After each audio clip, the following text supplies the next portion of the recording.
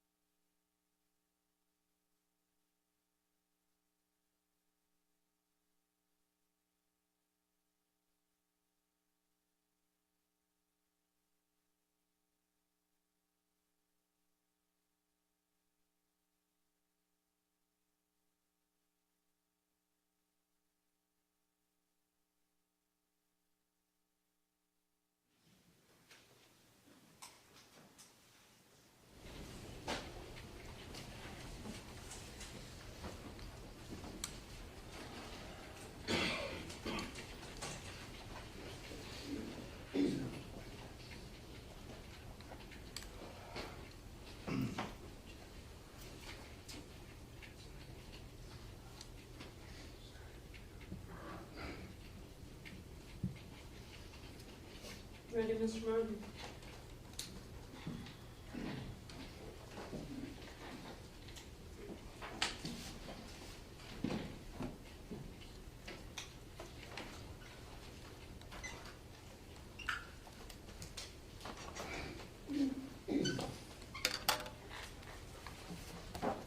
Good afternoon. Hello.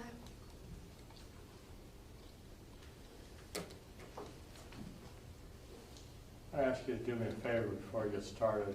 If possible, can you pull that seat just a little bit closer to the microphone? You're very soft-spoken.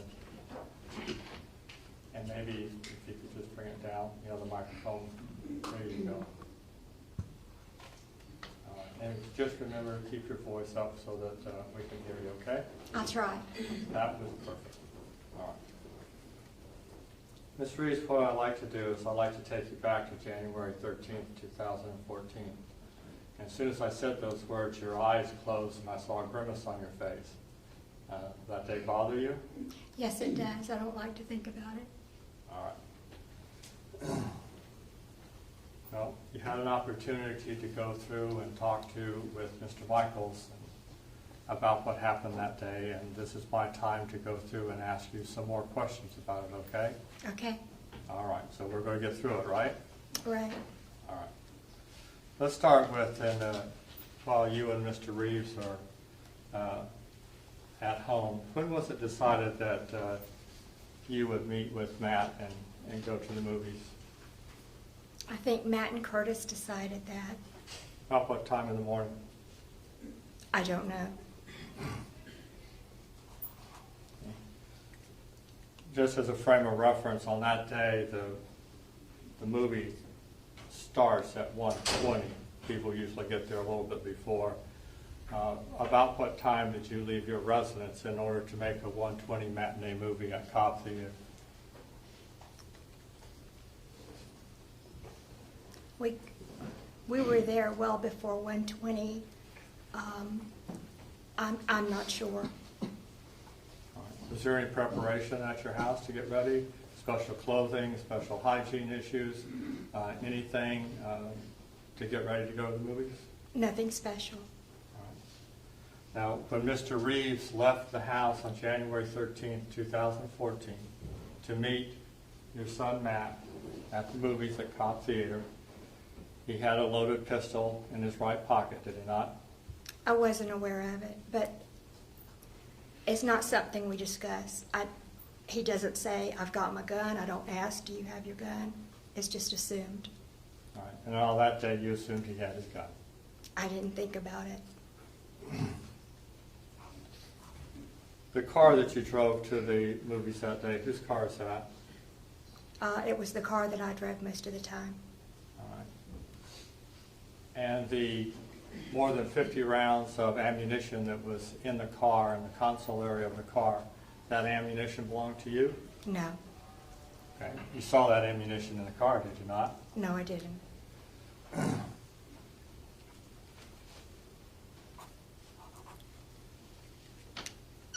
Is there anyone else that would have access to the car to put a box of ammunition in the No. car? Only Mr. Reeves? Yes. Then would you assume that if that box of ammo was in your car, that your husband put it in there? Objection calls for speculation. It's a logical inference based on what you just said. Well, Also have a relevancy issue as well. I'll overrule it. That's the logical inference. If you didn't put it in there, it's your car. The only other person who had access is Mr. Reeves, so Mr. Reeves put the ammo in the car, right? Right.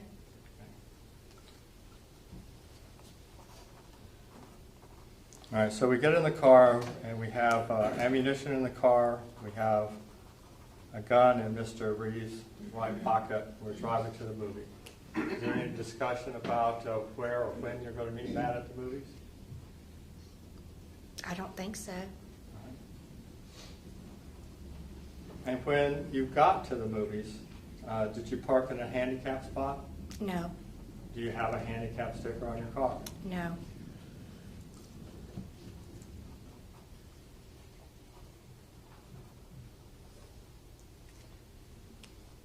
Now, if we get to the parking lot of the movie theater, you both get out of the car, right? Yes, sir. All right. And you both walk to where you get your tickets. Yes. Right? Now, at that time, is Mr. Reeves using a walker? No. Is he using a cane? No. Is he wearing his back brace? No. Does he have any type of knee brace on? No.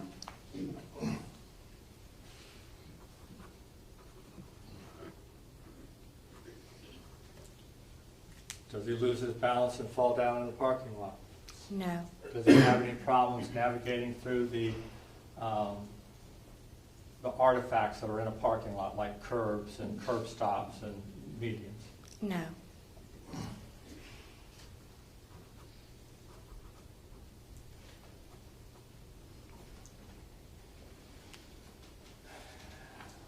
Now, before you got out of the car, did you see Mr. Reeves remove a firearm from his pocket and leave it in the car?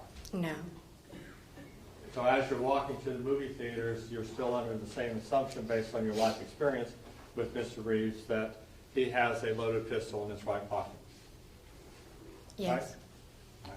Now, were you at the ticket window when Mr. Reeves purchased the tickets? I don't think I was.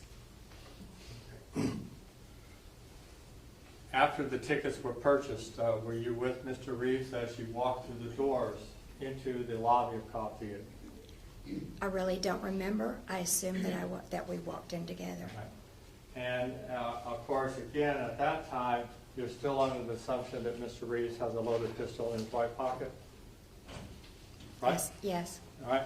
And as you walk past his doors, knowing or assuming that Mr. Reeves has a loaded pistol in his pocket, you walk right by the signs, the little circle with the line through that says no guns, no knives. Objection, relevancy? You walked right past that, didn't you? I guess we did. All right. And that was a policy of the Cont Theater, right? It was their policy. Objection calls for speculation. There's been no predicate that she knows or doesn't know the policy. Argument? Sure. Response? Did you see the symbol on the sign? I have seen it. I don't know if I saw it that day. All right. Now, Cont Theater put that up. It's on their door, right? Right? All right. So as you walk through the doors with the symbol that says no guns, no knives, you walk through the door with your husband under that same assumption that he has a loaded pistol in his right pocket, right? Right? You did not go over and say, hey, Mr. Reeves. I know you don't call him that, but I have to. There's a sign there that says, maybe you should leave your gun out there because they don't want him in here. You didn't tell him that, did you? No.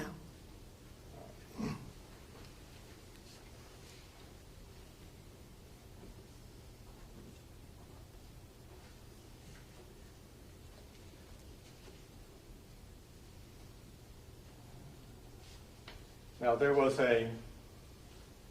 as you testified before the previews, there was an advertisement or a notice up on the screen that says, please put away your cell phones, right? Yes. All right. You felt that was important? Yes. All right, so that the patrons can enjoy the movie experience, if you will? Yes. And did you find that any more important than the Cont Theater putting the placards on the front door saying, please don't bring your gun in? Objection, relevancy, what she thinks is more important, one or the other, is irrelevant. It goes to what she did and how she acted with her husband. Judge? We're literally asking her to compare an apple and an orange here. I mean, literally, that's what we're doing. I'm gonna overrule, but let's not go much further that route. My question to you, do you feel that that sign that says, please don't, it doesn't say please, but it says, don't bring your guns and knives into our theater, is any more It's a important? mischaracterization of what the sign is in the front. There's been no evidence that that's what the sign is. She just indicated she realized it was there. She admitted that it was there. I'm just going forward with what she's already testified to. I think the question originally had to do with a circle and a slash kind of thing. At least those were the hand motions Mr. Martin was making. Now we have some hand motions indicating kind of some script going back and forth of some sort. All right, clarify first. There's a placard. It's a circle with a line through it. Almost like a universal symbol. If something's behind that, it means we don't want it, right? You're aware of that? Yes. All right. And that's the type of symbol. There was no words. It was just a picture of a knife and a gun with a circle with a line through it. Right? That's Yes. what- all right. I cannot describe it exactly. I know I've seen it, but I can't describe it. And you know that to be universally accepted with no words, that whatever is behind that circle with a line through it is something that is prohibited in that area. Yes. All right. So my question to you is, when you heard the advertisement about no cell phones, put them away before the movie starts, that prohibition, did you feel that that prohibition was any more important than the one out front dealing with the circle with the line, no guns? I think it depends on the person.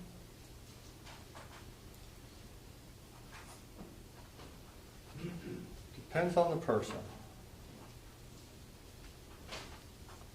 All right. Do you believe that Cobb Theater has a right not only to ask that phones be put away for the benefit of the patrons, and also have a right to prohibit firearms in their theater? Objection calls for speculation. There's no predicate that's been laid that she has any sort of I knowledge did- as to why. I didn't Althea ask does for- anything. I didn't ask for speculation. I asked in her opinion, and she as a layperson can render that opinion. An opinion as to why Cop Theater is doing something? Assisting.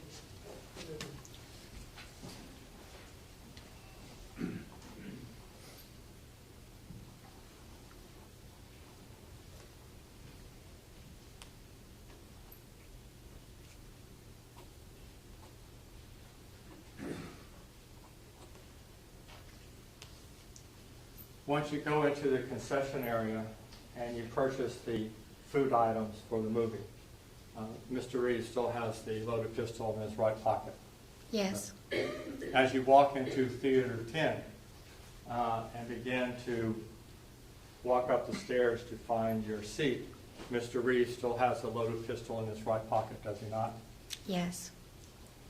As he's walking down the aisle and you're following him down the aisle till you actually take the seat and you sit down with your popcorn and your drink and your cow wrapper or whatever that candy was, Mr. Reeves still had a loaded pistol in his right pocket, correct?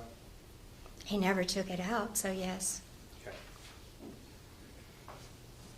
Now, you indicated that once you took your seat, at some point in time, you realized that Mr. and Mrs. Olson were in front of you. I believe you indicated that Mr. Olson was in front of you and Mrs. Olson was in front of your husband, Mr. Reeves. That's Yes. correct? Okay.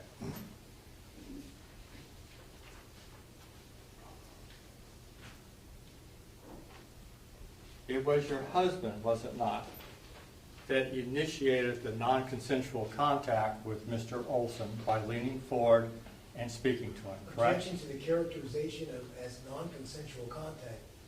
Lean forward, apparently, and maybe whispered something, but the characterization of non-consensual contact, Judge, is shouldn't be allowed here. It's impermissible. That's what it was. Let me follow it up. Mrs. Reeves?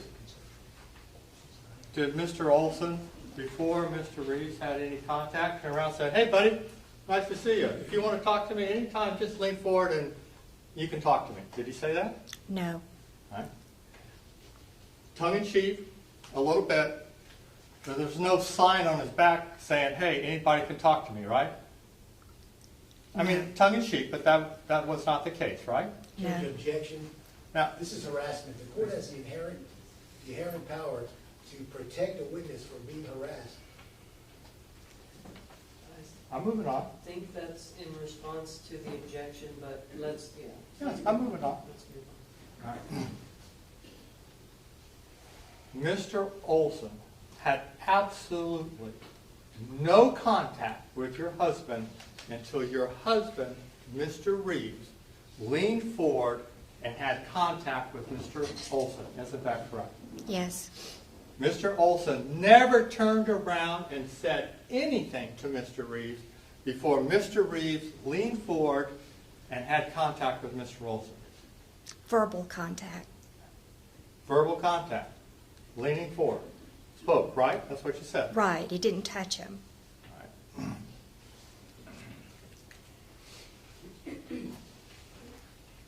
And at the time that Mr. Reeves chose to have that contact with Mr. Olson and lead forward and say whatever you said he said, he had that gun in his right pocket, did he not? Yes, sir.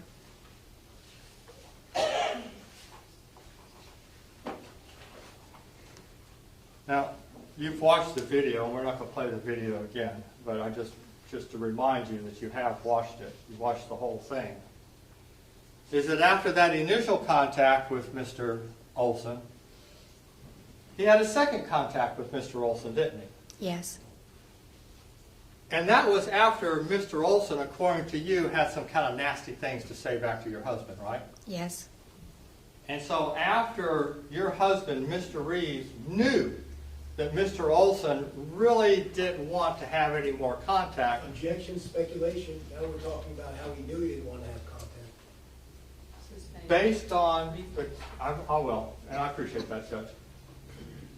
The comments made by Mr. Olson back to Mr. Reeves clearly indicated that he didn't want to have any contact with your husband. Right? Objection, any speculation on her part. But all she knows is that she was scared to death when she heard that. She heard the disparaging remarks. It wasn't, "Hi, nice talking to you." Overruled. So she doesn't know what Mr. Reeves was thinking. That's what he's asking. No, I didn't think that was what. No, that's not. All right. Would you ask me again? Sure. Based on Mr. Olson's response to your husband's first contact there was nothing about that response that would indicate to anyone that he welcomed that first contact, right? Right. And as you previously testified just a few minutes ago, Mr. Reeves then leaned forward and had a second contact with him, right? Yes. And he did that after Mr. Olson words to him were clearly not friendly, right? Right. And he leaned forward and had a second contact with Mr. Olson while he had a loaded pistol in his right pocket, right? Yes, sir.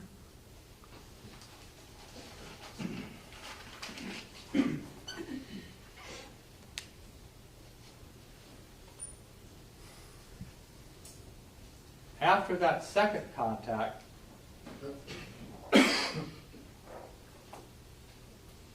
Mr. Reeves had one last contact with Mr. Olson before he got up and left for the manager. Right? I don't recall all those contacts. When you said second contact, I thought you meant when he came back from the manager. No, ma'am. You know we weren't talking about that. Judge, We were objection, talking that's about harassing the before he witness. went to the Right. manager. Let's keep the comments. I understand, Judge. And number Do you two, understand Your Honor, now? the testimony from this witness was that she didn't remember the second contact. When I we looked at the I video, don't. She said that she didn't remember it. Now Mr. Michaels is testifying for his witness. May I just please conduct my cross-examination, please? Go ahead. Thank you.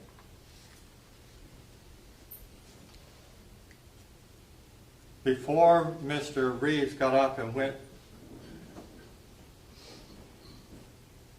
to complain to the manager, he had one last contact with Objection to Mr. the Olson. characterization of that contact with the manager as complaint. There's been no evidence regarding that Mr. Reeves did anything but politely go to the management station.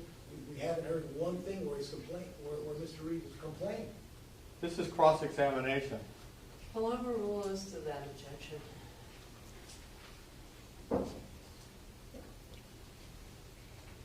As or right before Mr. Reeves got up to go complain to the manager, he had one last contact with Mr. Olson, did he not?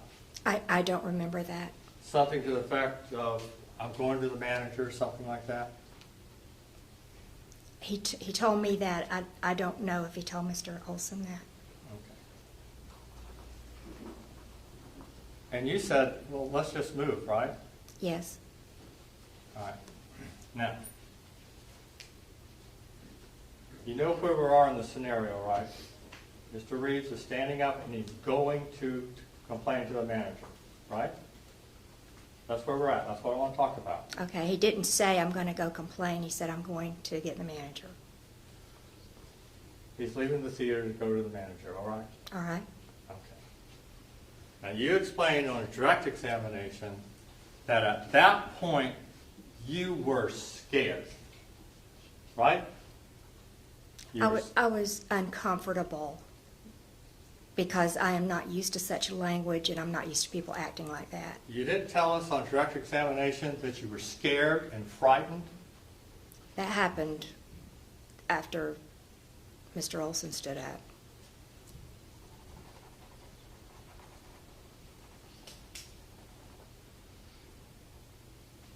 I probably was scared because I was just shocked. I was shocked that somebody would act like that.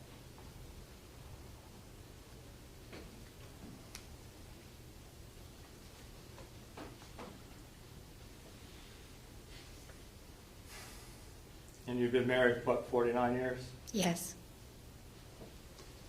And Mr. Reeves would be well aware of how things affect you, right? Yes.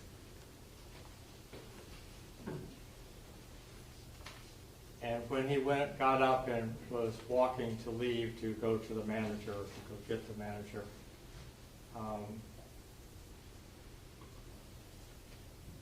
you indicated to him, let's just move, something like that? Yes. He just kept on walking, didn't he? Yes. I don't know if he heard me or not. He left you there. Yes. And you were scared and frightened, Yes, sir. and he left you. Yes.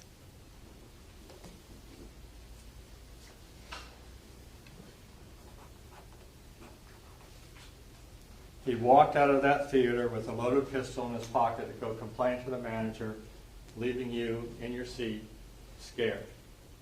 Right? Yes, sir.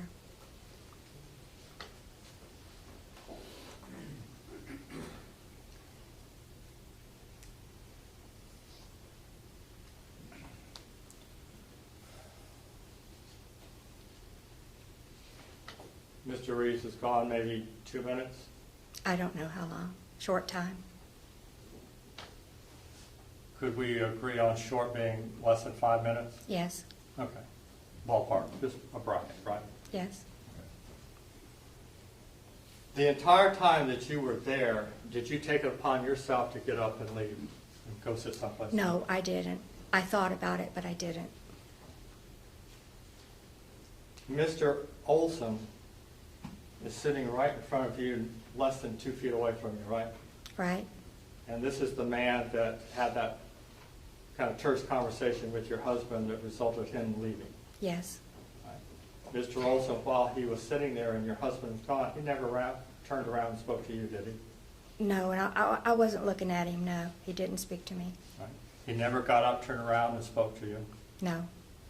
He never spoke to you without turning his head in a loud voice so that you could hear him? No. Basically, he ignored that you were even there.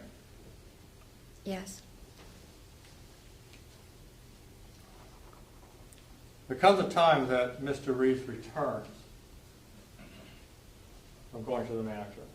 He comes back and he begins to walk down the aisle. That's what I want to talk about, okay? Okay. When he returns and starts to walk down the aisle, he has to walk past you, right? Yes. I'm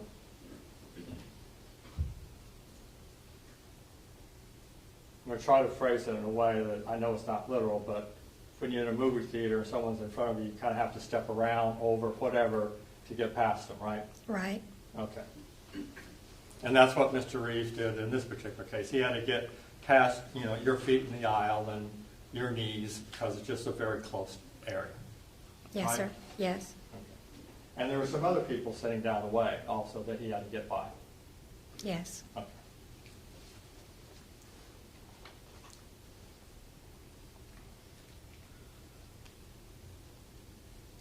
While Mr. Reeves was gone, at any time did you see Mr. Olson in any way in possession, using, however you want to describe it, his cell phone? No, sir, but I wasn't looking at Mr. Olson. Could you see his wife, Nicole? I wasn't looking at her either. You saw the two people, you saw the person in front of you, just out of your peripheral vision, if you will, as you're looking at the screen? Would that be safe to say? It might be. Okay. When Mr. Reeves returned, were you under the same assumption that he had a loaded pistol in his right pocket? Yes. As he was walking past you, of course, as he walks past you, Mr. Olson is right in front of you. Does Mr. Olson turn at all to acknowledge that someone is walking behind him? Not that I'm aware.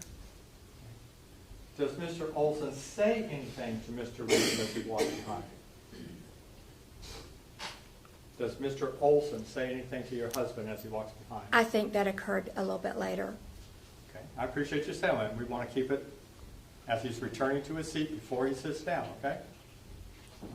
So my question to you is, when he's returning from the manager, before he sits down to take out the popcorn, does Mr. Olson say anything to Mr. Reeves?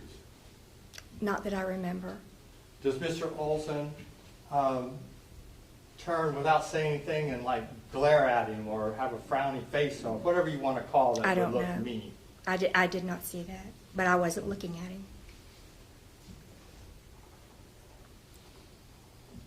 Did you have any indication before Mr. Reeves sat down after returning from the manager that Mr. Olson had any contact whatsoever with your husband? Before my husband sat down? Yes, ma'am. I don't remember any contact. Okay. Now, when Mr. Reeves returns and begins to sit down, either as he is sitting down or just after he sits down, Mr. Reeves has contact again with Mr. Olson, does he not? Right, but before that happened, I handed Curtis his popcorn and then he sat down. Yes, ma'am. Thank you. Now, after that particular contact with Mr. Olson was no different than the first contact with Mr. Olson, and that it was not solicited by Mr. Olson. Mr. Reeves took it upon himself to lean forward and again have contact with Mr. Olson, correct? He leaned forward, but I don't know who spoke first.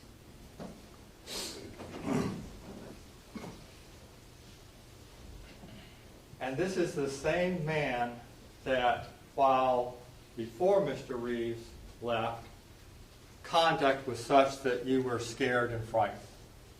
Yes. This was the same man that had the 1, 2, if not 3 contacts with him before he went to the manager, and there was some argument, some very nasty remarks, right? I don't call Same it... man. Same man, but I don't call it an argument. Okay. And when Mr. Reeves leaned forward to that same man that had those very disturbing remarks like you described back to Mr. Reeves, he did so with a loaded pistol in his right pants pocket, did he not? When Mr. Reeves leaned forward? Uh-huh. Yes.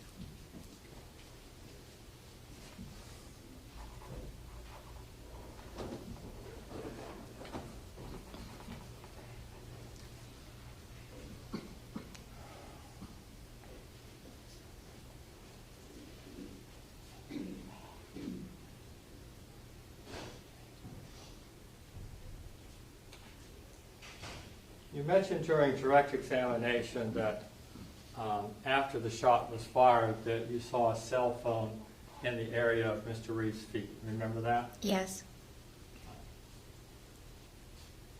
You didn't see anybody throw a cell phone, did you? I did not.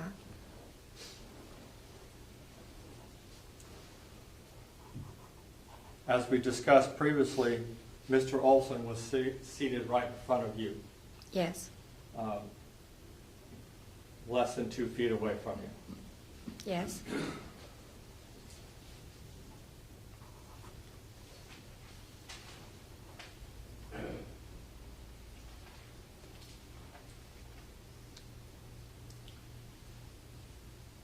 You mentioned in direct that there came a point in time when Mr. Olson stood up. Yes.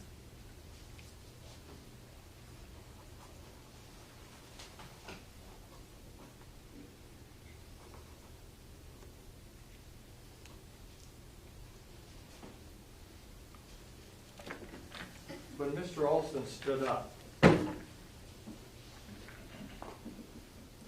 this would be you back here, okay? Now I'm going to reverse it so that I can talk to you, okay? I'm going to be Mr. Olson, and this would be his chair, and you would be there, okay? Okay. Mr. Olson never got in his chair, came up over, and got into your aisle, did he? I don't know if he... he... No, but I thought he was. You thought he was in your aisle? No, I thought he was coming into our He never aisle. got in. He was never I did in not your see him in our aisle. aisle. Okay.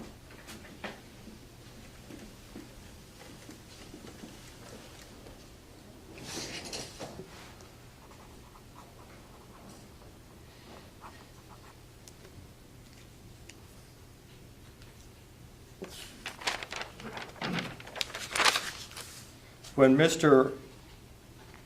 Olson stood up, he stood up after your husband, Mr. Reeves, had contact with him, right? Yes. And when Mr. Olson stood up, Mr. Reeves had a loaded pistol in his right pants pocket, did he not? Yes, he never took it out.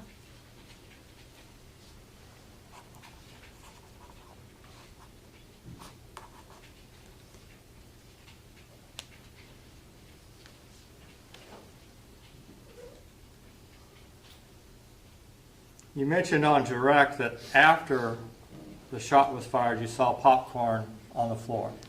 Yes, And that was the popcorn that was tossed at Mr. Reeves, was it not? yes, sir. And hit Mr. Reeves. I didn't actually see it. I saw it on the video Okay. because I wasn't looking at Mr. Olson. All right. I appreciate you telling me that because I want to separate what you saw in the video from your memory. Okay. So thank you for that. Now my question to you is, Mr. Olson never with a closed fist hit your husband in the face, did he? Not that I saw, but I wasn't looking.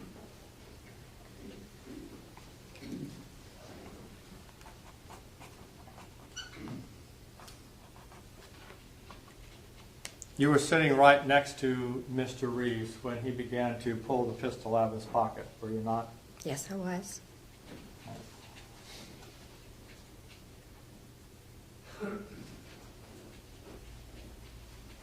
And you saw Mr. Reeves kind of lean over on his left butt cheek, stretch his leg out. See that? He leaned way back, yes, to the left. Yeah. Mhm. Stretched out his right leg. Yes, sir. And after you saw Mr. Reeves lean back, and like you said, I guess if I'm Mr. Reeves, it would be to his left, right? Yes, And stretch out the right leg, right? yes, It was after that that the shot was fired, right? yes. Okay.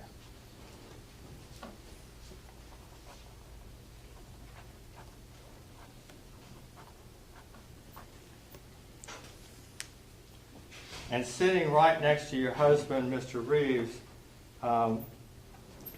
when he's drawing, pulling the pistol out of his pants pocket, you also notice that his right leg, it comes back, right? So he can sit up, No, I didn't see him draw the gun. right? When he shot the firearm, shot the pistol that was in his right pants pocket, he was seated in the seat, right? From the video, I see that he was. Right. And he was leaning forward, Right. I think it showed that. right?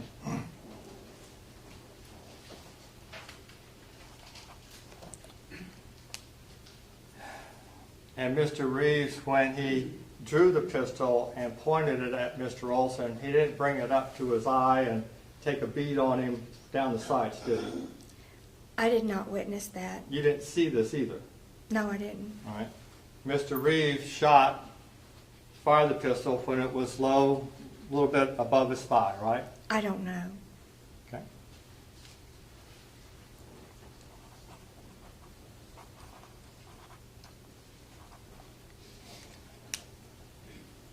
When Mr. Reeves fired the pistol, Mr. Olson was in his aisle, was he not? I don't know.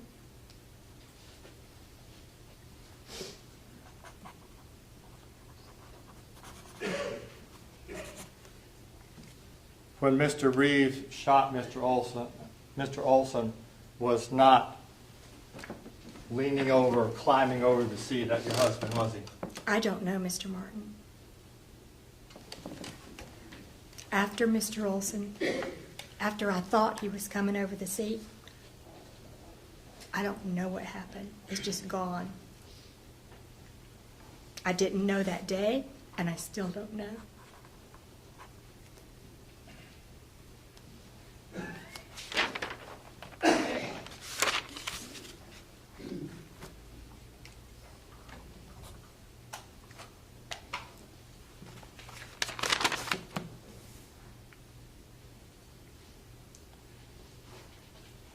After your husband, Mr. Reeves, shot Mr. Olson, you turned to him, did he not, and say to him, that was no cause to shoot? No, sir, I didn't.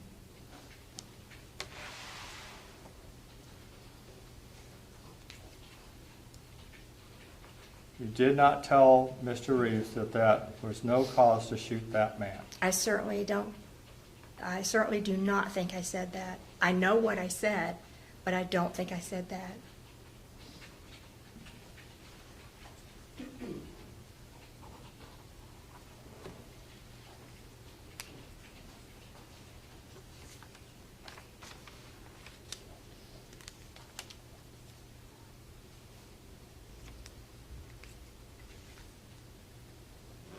Mr. Reeves then told you, don't say another word. He did not.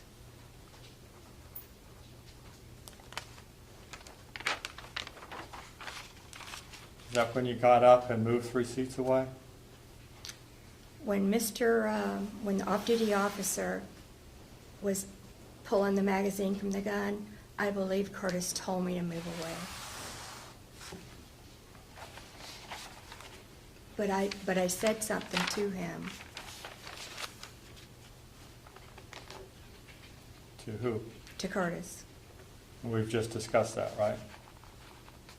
But what you said is not what I said. I know, that's why I said we just discussed that, right? I indicated to you, did you see this? And you Okay. said no. All right. Is that what we're talking about? You didn't say any more than that, did you? Yes, I did. What you said is not what I said. You Okay. didn't ask me what I said. No, but Mr. Michaels did. Okay.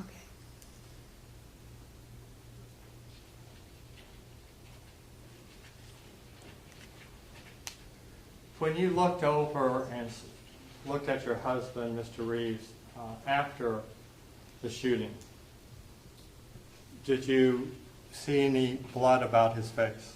I didn't see blood. Did you see, and do you know the difference between an abrasion and a laceration? A cut and a scrape? Okay, yes. Okay. Right. You see any cuts on his face? No, but I didn't look. I looked from the side. I never looked at his face. When I asked to pick up the phone, because I thought it was Curtis's, Mr. Hamilton said, "Don't touch anything." And I felt like that meant Curtis too. Okay. But we're talking about what you observed as far as injuries. Remember looking at the big From the picture? right side of his face. Well, actually, that's the left side of his face that you pointed to. Oh, right, but I'm saying that when I was seated in the theater, I did not see the left side of his face. When did you make the observations then that you told us about in a photograph about the left side of his face? Just looking at the photograph? Just now. Yes.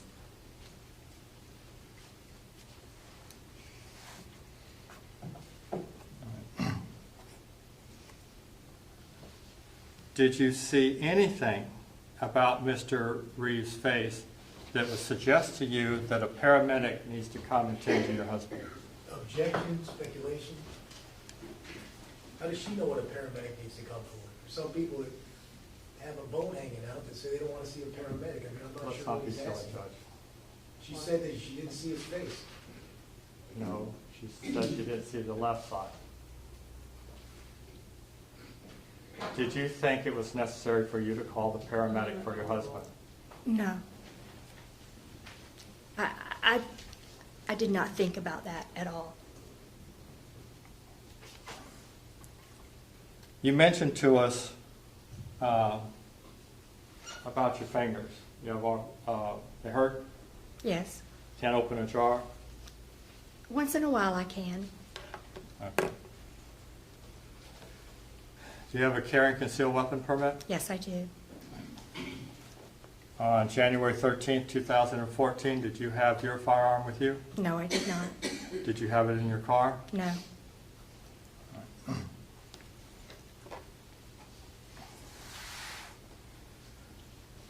Now, you and Mr. Reeves go to Shooter's World, do you not? I've been a few times. And you shot your pistol there? Yes, I did. Now, prior to January 13, 2014, how many weeks before that do you think you were at Shooter's World? I think he gave me a semi-automatic for Christmas, and I think that I got to shoot it one time at Shooter's World. Okay. And you shot the pistol? Yes. And you loaded the magazine? Yes, sir. All right. And the magazine, you're familiar with the magazine and pistol, right? Well, he told me what to do. Yeah. He told me what to do, and I did it. All right. And did you use your hold it and are you right-handed or left-handed? I'm right-handed. All right. So did you hold the magazine in your left hand and then take the bullet and press it on the follower in the magazine and press it against the spring and push it down? I don't know. But you loaded it, right? I loaded it. It was very hard to load, to hold the spring. Okay. And what did you put, 6, 7 rounds in it? I don't know. And as you continued to put rounds in that magazine, it was harder and harder to push down against that follower, wasn't it? I think so, All right, but you were able to do it. yes. You fired the pistol, Yes, I did. pulled the trigger Yes, numerous times, yes, and you were able to do that with your fingers as you described. yes.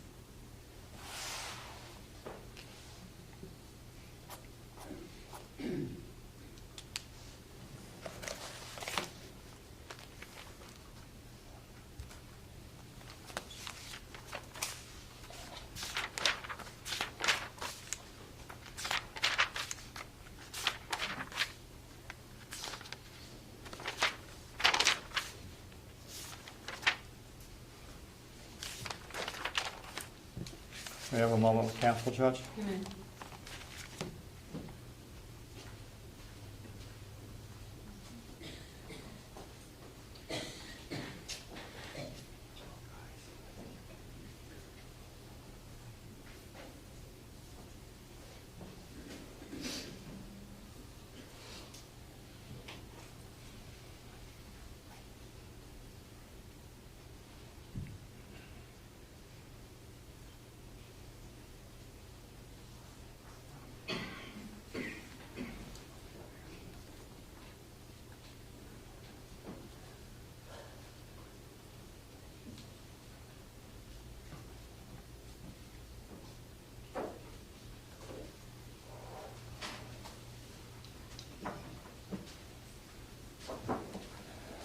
Thank you, Judge. I have no further questions at this time.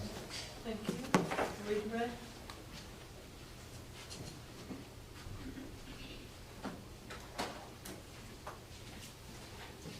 The prosecutor asked you a little bit about the policy at Cobb Theater. Did you know about their policy to have a patron be able to sit where they wanted to enjoy the movie?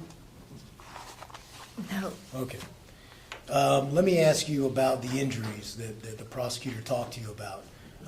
Did you know that your husband requested to see a paramedic that day? after the fact, yes. Did the police ever take you to take a look at your husband's face to ask you, Mrs. Reeves, do you see anything invisible? Do you see anything visible or anything unusual about your husband's face in terms of injuries? No, Now, did you ever imagine in your wildest nightmare that somebody would behave like this in a movie theater? no. I'm going to object. I don't have anything else to. Anything else, Mr. Martin? Then this witness be excused. Judge, we would ask that she remain on subpoena for a future recall petition. Okay. And the state would also ask that she remain under subpoena for the state subpoena. Ms. Reeves, you're free to go today, but you will remain under subpoena, subject to recall at a later time. Okay? Thank you. Thank you. Your Honor, we have two witnesses that we need to call today because one of them is having some therapy tomorrow. So just two witnesses today that we intended to call tomorrow, but we brought them in today to get that done. We've got time. Hopefully they're not extremely lengthy, but. Who call him first? The defense calls Robert Kerr.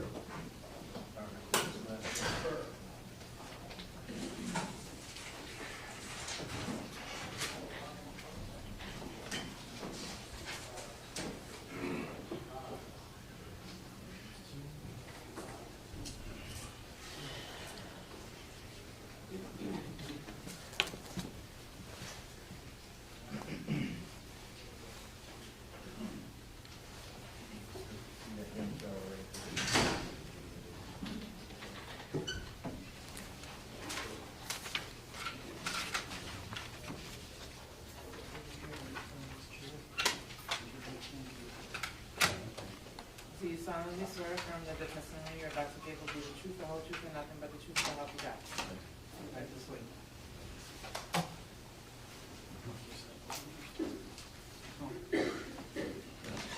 I'm going to be taking a seat up there in the green chair.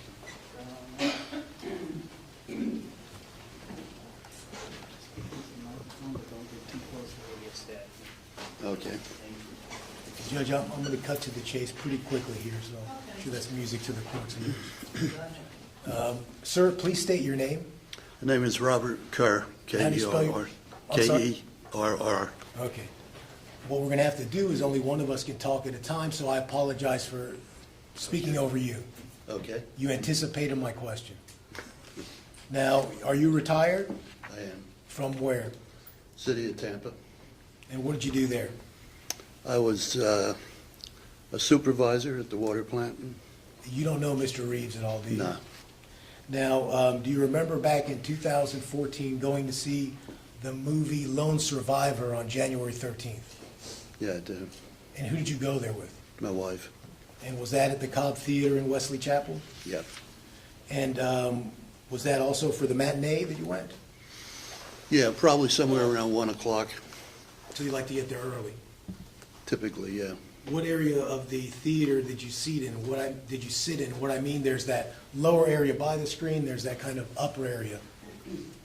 I would say the upper area, but not the center bistro stuff, Okay. the center section. Now, there's a section that kind of has a railing.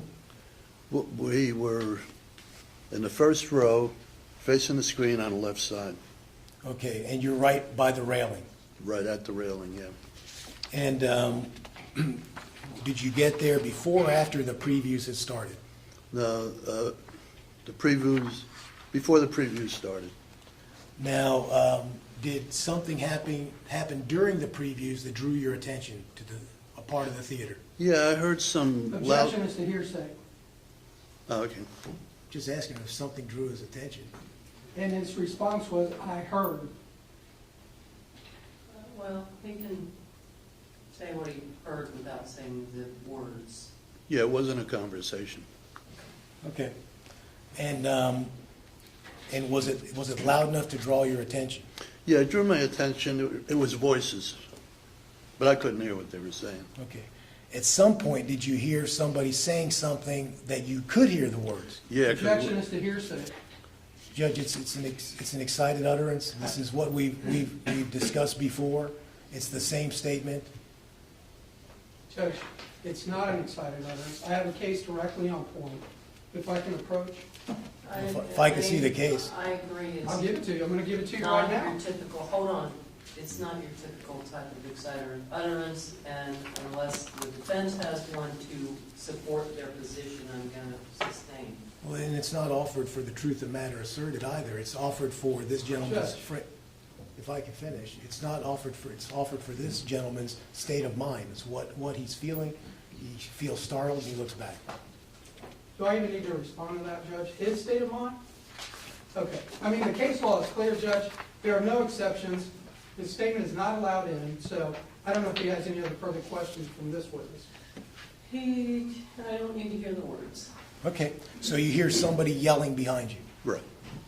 And what happens next?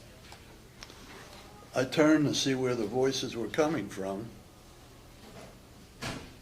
Can I say what I heard then? Go ahead. I heard someone say, Not the words, Oh, okay. not the words. right.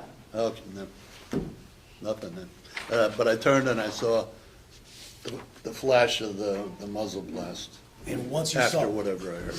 Okay, so what happened after that? Well, first we ducked down, and then after that, we got up out of the seats. There's a kind of a wall to your left there. We got behind the wall and just watched from there. And at some point, do the police come? Yeah, they came a while, maybe it might have been 15 minutes. And while the police were on the way, were people talking about what had happened? Not in there. Most of the people left the theater, I think. Some people stayed to attend to the person that was shot. Okay. Now, at some point, did you go out of the theater? Went out of the theater to, they have an area there with tables and chairs around the refreshment stand. And did you hear individuals there discussing what they thought had happened? Gossiping about it? Objection calls for speculation. I'm asking if he heard people talking about what had happened in the theater. If He said thought- he saw a muzzle blast. Judge, he's asking you to speculate, clearly. Your question was, did you hear people talking about the incident? Yes? Then That's not all over. Did you hear people talking about the incident? Yeah, And were they gossiping among each other about it? yeah. Was that, and that was before the police spoke to you, right? Right. Can I have a moment, Judge? I would like the opportunity to argue this case because I think you got to take it in context. And this is, I think the predicate has been laid by this individual. And let me tell you what the difference is. For what? What do you For want? decided evidence. Clearly First of decided all, I evidence. mean, object to Mr. Escobar raising any objections on this witness. It's Mr. Michael's witness, so if he has any objections or wants to address it, it should be Mr. Michael's and not Mr. Escobar. This is not a jury trial. Think how silly that is. Now I have to go and whisper in Mr. Michael's Judge, ear. we have done this the entire hearing, so why are things going to change now? The rules are the rules, let's stick to them. You'll have to confer with Mr. Mike. Can I have a moment, Judge? Amen.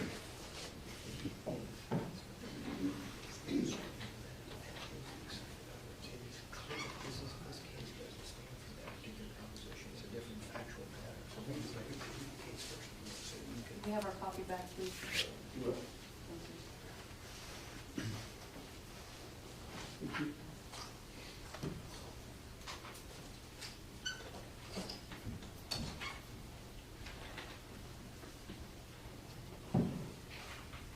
If we can have a 5-minute recess so that we can read the case and we'll be able to respond appropriately.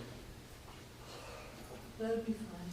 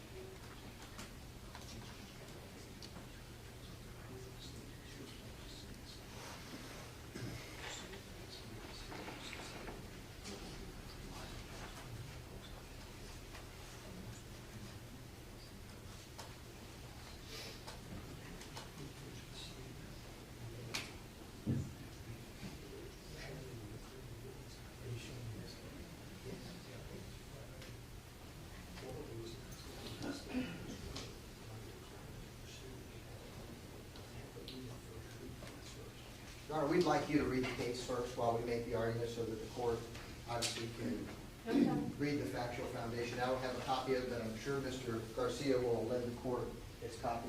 I have, I brought it.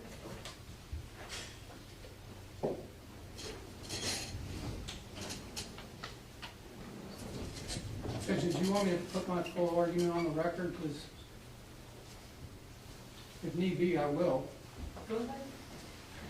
It's your objection. Yes, Judge, for the record, I would cite to the court Hargrove versus State, County 537, second, page 441. It's a 1988 case which was decided by the 4th PCA. And I would invite the court's attention to headnote 2 of that case. Hearsay statement by unidentified declarants at site of shooting was not admissible as an excited utterance or spontaneous statement, where statement was already made prior to the shooting and the statement was not attributed to a particular person. There was no showing that declarant witnessed either earlier fight or shooting, or that the statement was made while the declarant was perceiving the event, or immediately thereafter, or while still under the stress of excitement caused by effect. And I would point to the court to Mr. Kerr's, in the police report, where he stated that he could not see very well and could not identify any specific persons. So, Judge, obviously, it's hearsay. They can't relate it to any particular individual, so there is no relevancy in here. They can't say, I heard Mr. Reeves make this statement, or I heard Mr. Olson make this statement. I mean, the case is clear, Judge. So, I would ask that you obviously stand by your ruling, Judge. Judge, the problem here is that Mr. Kerr is not the declarant. Hang on, let me just outline what my feeling is so you know what you got to argue against. From what I can see, Mr. Kerr could not identify who the declarant was, and it happened before the shooting, before the event. So if you want to argue spontaneous statement, that might be where you're going, but excited utterance, I'm not buying it, no. Well, but if an individual, and I understand, Judge, and I appreciate the distinction, but if an individual is exclaiming that they have just been hit, in other words, he's saying, don't hit me in the face. Certainly the inference is that it's Mr. Reeves that's saying it because we hear a gunshot right after that. How's there an inference of that? I have no idea who said that. And the indicia of reliability is my concern here because of that. I have no idea. I'm guessing from Mr. Kerr's already testimony that he didn't see who said it. He couldn't identify who said it. He just heard some voices. That concerns me as far as reliability, and in the same posture as the defense has argued previously. I don't know who said it. He doesn't know who said it. I don't know how reliable it is. And coupled with the fact that Mr. Kerr just said that lots of people were talking, I have to take that into consideration too. For all of those reasons, my initial ruling was it's not admissible, and the objection should be sustained. After reading this case, that I'm pretty familiar with the general rule, it reiterates my belief and ruling. So I'm going to sustain the objection. Okay, can I have a moment, Judge? You can.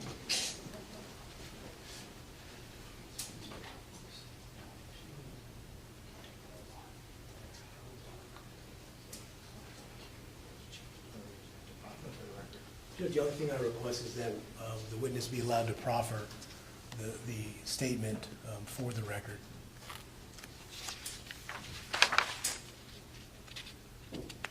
Any objection to that? Judge, to be quite candid with the court, I think he's entitled to do that to preserve his appellate record, and he has a right to do that. So I can't object to that. Correct. Well, you can. Well, I I can, gave you but the opportunity, but you know what I'm gonna say. Yes. So, he's entitled to do that, of course. Okay, Mr. Kerr, you heard somebody say something in a loud voice. What is it you heard that person say? You're not gonna hit me in the face again. Somebody said that. All right, that's all I have, Judge. Thank you. Cross? I have no judge.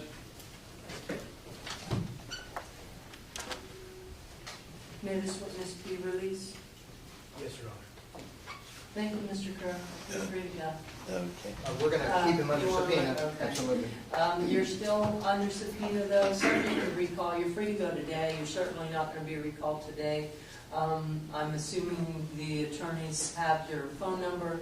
Should you get a call and a request to come back, you will be obligated to return. But they'll certainly give you the opportunity to be prepared for that. All right? Thank you, sir.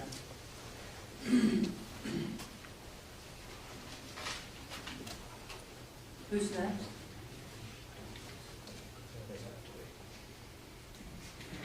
That was our last witness of the day, Your Honor. I thought you had two. We did. Oh, That's our last witness, and the other one we've excused, so it's not going to be Okay. added on for tomorrow. Alrighty, real brief, agenda discussions unless we have anything else that we need to address. Your Honor, I've spoken to Mr. Bob Kelly, who's the attorney for the Cobb Theater. He assured me that 8:30 Friday would be appropriate. Okay, so how do we wish, I don't care who drives what, when, how. Are we anticipating meeting at the theater at 8:30? Your Honor, that would be my preference for us to meet at the Okay. theater at 8:30 on Friday. I can tell you that I am not sure at this point in time whether we're going to even have Mr. Reeves there at the theater. We may waive his presence there at the theater. And so I think just us driving there and meeting at 8:30 as we meet here in court is probably the best way to do it. Now we have to come all the way over here and go Right. all the way over Right, there. I have no objection to that. I'll have to come here, but I'm not very far from the courthouse, so. Madam Court Reporter, we'll need you there. And you won't have a table to be set up on. Can you, what do we need to accommodate you? Well, it won't be me, it's gonna be Dana. Oh. But, I'll let you know tomorrow if she needs an outlet. But all Okay. needs a chair. Okay, For the chair, most part. right, that's what I figured. Yeah, we usually put our microphone over it on our case. Okay. Carry. I'll Okay. talk with her night with you tomorrow. All right, and just the typical chairs Yeah. that you use here will be all right. We can do that, and certainly in the movie theater, they've got outlets everywhere I would go, I would imagine. I'm sure. So And Judge, obviously, Mrs. Olson is going to attend as well. anyone's Okay.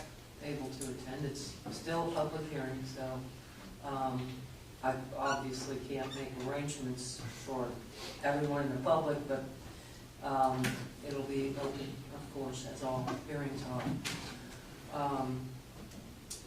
And likewise, of course, our friends in the press are welcome to hang out however you need to do. Please talk with Mr. Thompson about any arrangements. We're probably looking at one videographer, one digital photographer, and there's only a couple of print folk who are interested in covering it, so. Okay. Judge, the only thing I want to make sure is that in the rules that we do not have any of them bringing any lighting in order to do whatever they're going to do with their cameras, because obviously the lighting is an issue that we want to preserve for the court. And so that's the only thing that I ask, and if they're going to sit anywhere, I'm going to be asking that they sit certainly in the Cena Bistro area where it's away from the court and where the court's observations are going to be.